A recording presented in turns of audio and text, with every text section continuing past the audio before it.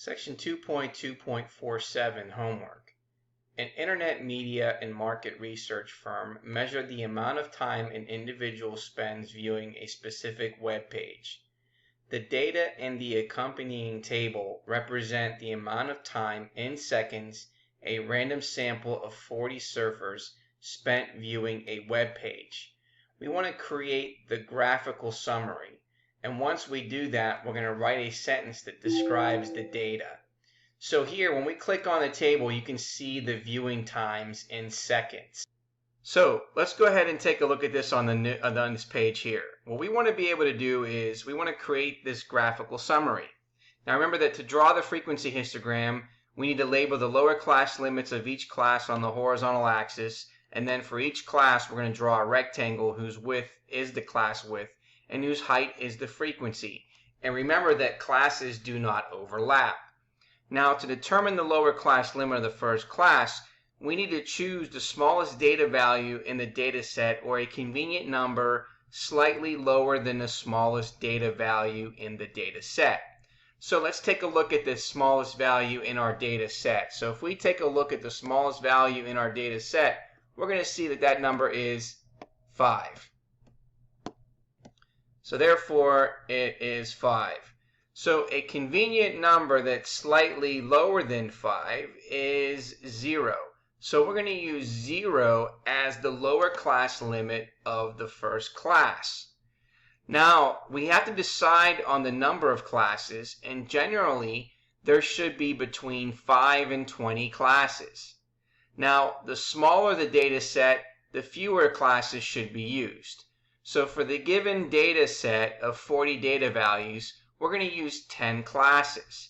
Okay, so we need to compute the class width. So we're going to use the following formula. To find the class width, we need to take the largest data value in our data set. So let's find the largest data value. Okay, so the largest data value in our data set looks like it is 199. Okay, and then we're going to subtract the smallest data value, and then we're going to divide that by the number of classes, which is 10. So let's go ahead and do that. Okay, so over here we have our largest data value, which is 199, and then we're going to subtract the smallest data value, which is 5, and then we're going to divide that by 10. Okay, so let's go ahead and do that. We're going to take 199, okay, and then we're going to subtract 5 and then divide that by 10. So we end up getting 19.4. Okay, and now what we want to do is we're going to round up. So we're now going to make our class width be 0. Okay, so what does that mean here? We're going to need this information. We're going to say that the lower class limit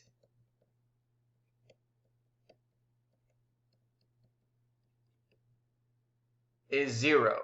So that means our first class limit is going to be 0. Okay, and then our class width is going to be 20. So that means our next lower class limit is going to be 20. And then this is going to be 30. Okay, which means that our upper class limit could either be 19 or 19.99. So it's going to go from 0 to 19. This is going to go from 20 to 29, and then 30 to 39. So now let's use this information in StatCrunch. So I'm going to open up this data into StatCrunch so we can create this graphical summary. Okay, and so just like we did in our previous problems, this is what we're going to do. Okay, remember that the title of our column is called Viewing Times. So I just want to make sure that we have that in there. And so now all we need to do is now use the information that we created to create our histogram. So we're going to go to Graph. We're going to select Histogram. We're going to select our Viewing Times.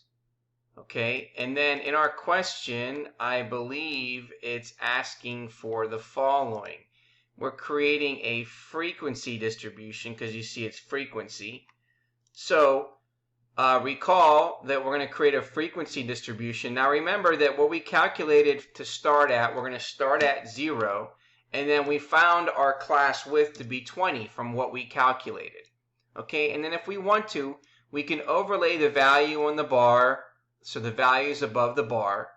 And then let's scroll down a little further and let's label the x-axis, because you can see here that the x-axis is the viewing times, okay, and that's in seconds, okay. We can see that the y-axis label is going to be the frequency, so we'll put in frequency. And then what is the title? Well, the title is web page viewing time. So let's go ahead and put that in there. Web page viewing time. Okay, and then we're going to select compute. Okay, so now here is our histogram. So now we need to decide which one does that represent. Does that look like A? It doesn't look like it's A. Okay, it looks like it's going to be possibly B, or it could be C, but if you look at C, you can see that it doesn't match. It looks like it matches B. So we're going to go ahead and select our answer for B, and then there's our final check. Okay, now the next question is going to ask us, write a sentence that describes the data and then choose the correct answer below. So we want to know if the distribution is uniform, bell-shaped, skewed right, or skewed left. Let's just go over those definitions again. So a uniform distribution, the frequency of each value of the variable is evenly spread out across the values of the variable. The bell-shaped distribution means the highest frequency occurs in the middle and the frequencies tail off to the left and the right of the middle. In a distribution that's skewed right, the tail to the right of the peak is longer than the tail to the left of the peak. And in a distribution that's skewed left, the tail to the left of the peak is longer than the tail to the right of the peak. Okay, so let's open this back up and let's open this up. Well, you can see here that when we look at our solution, if you start up top, it's going to tail to the right. Since it's tail to the right, we're going to say that the distribution is skewed right, and there is our answer.